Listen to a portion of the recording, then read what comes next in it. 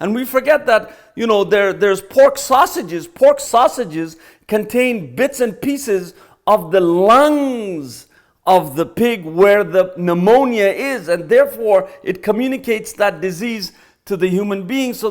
And hence the reason to shun pork is extremely important. Muslims are looked on as weird people because we do not eat the flesh of swine. We don't eat bacon, we don't eat pork chops. And they say, oh, come on, millions of people eat it. Oh, it's so good when it's barbecued. Oh, and nothing will happen to you. Oh, those are all folkloric stuff. It's not true. The reason we as Muslims do not eat the pig, literally the pig, is because it is made unlawful and we follow the commandments. So the first and foremost reason for Muslims not eating is a spiritual submission to the Almighty's commandment. That's the first reason and the only reason.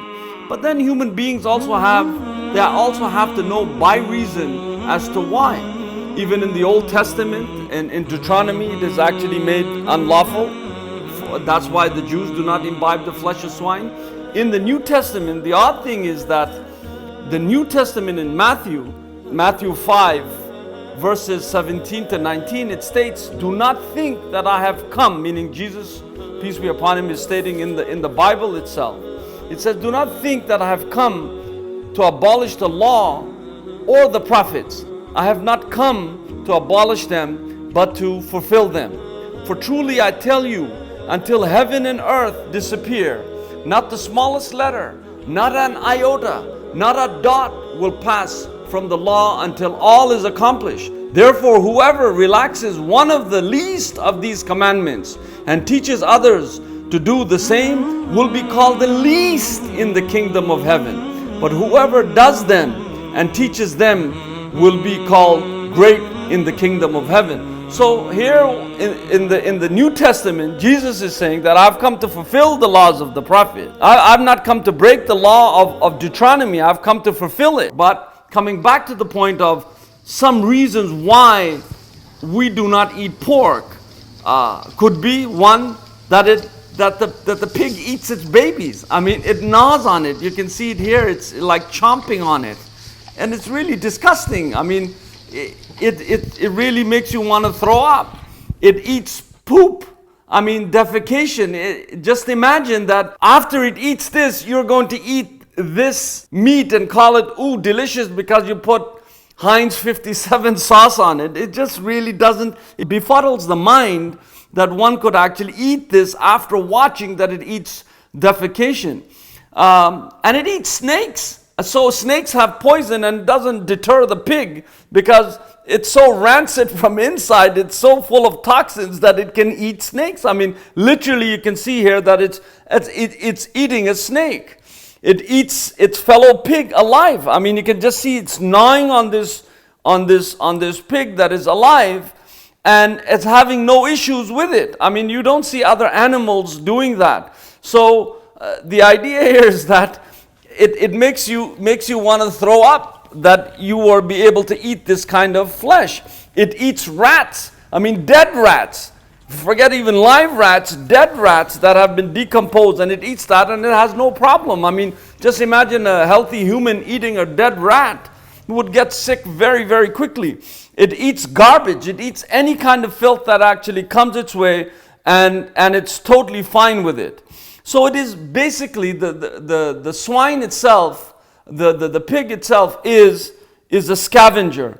We don't see us as humans making other scavengers, buzzards and all of these other ones that eat carcasses, putting them into live feed and growing them and eating them.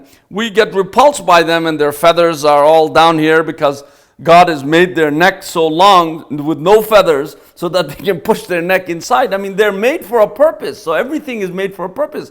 A fly is made for a purpose, but that doesn't mean we grow flies and start eating them just because we can catch them and toast them in the toaster. We don't do those things. So we don't eat scavengers. Why would we eat this scavenger? The pork has in its flesh pin, hook, round worms. Pinworms, hookworms, roundworms. And for the layman, this means a tapeworm. Once it enters the body, it creates havoc in the body. You lose brain cells, it creates damage to your kidney, to your liver, it can make you sick. It has all kinds of issues with it. The pig has no neck, so it's hard to actually find where the neck is. So even if Muslims were given the commandment to make it halal, meaning lawful, you can't find the neck to cut the neck to drain the blood. So all the bacteria actually literally stays back in it. The pig has no sweat pores, so the toxins are still stuck inside of the pig. The digestive tract of the pig, that it takes 4 hours from mouth to defecation.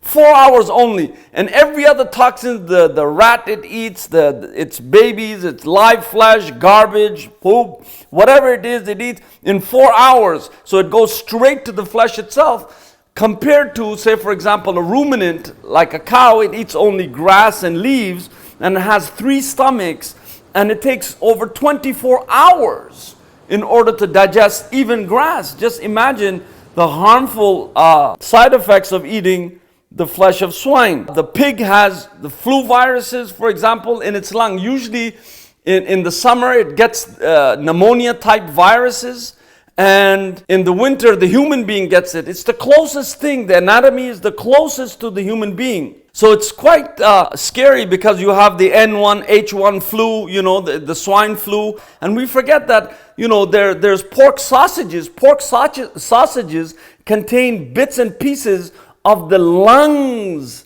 of the pig where the pneumonia is, and therefore it communicates that disease to the human being. So and hence the reason to shun pork is extremely important. Then you have over 70 latent diseases inhabiting the pig. So that would be scary for anyone to say, whoa, I'm not eating that. The pig excretes only 2% of its total uric acid. Uric acid is found in urine, meaning we go to the bathroom in order to expel urine so we can get rid of the uric acid, so our bodies don't become acidic, so we don't get cancers, we don't get sick, things like that. That's why they keep saying alkalize your body. So 98% of the uric acid stays within the system. Our kidneys work very hard if you imbibe the flesh of swine, because it has so much uric acid with all the other diseases and things like that. That's why people who have gout are told especially to stay away from pork meat. So yes, Muslims do not, and let me make it clear, we do not hate the pig. The pig is a scavenger like any other animal or any other bird, any other creature that the Almighty has created. But doesn't mean that we eat them, right? So we don't hate the pig. Well, the pig may be a nice thing, maybe very intelligent, all of these other things. We don't hate the pig at all. That's a big no-no. But we do not imbibe the flesh of swine because of commandment and because of some of the reasons that I have already stated to you. I hope you find this helpful, and I hope you go back and never eat pork again for your own health and safety. I wish you a good day. Take care of yourselves, and see you here next time.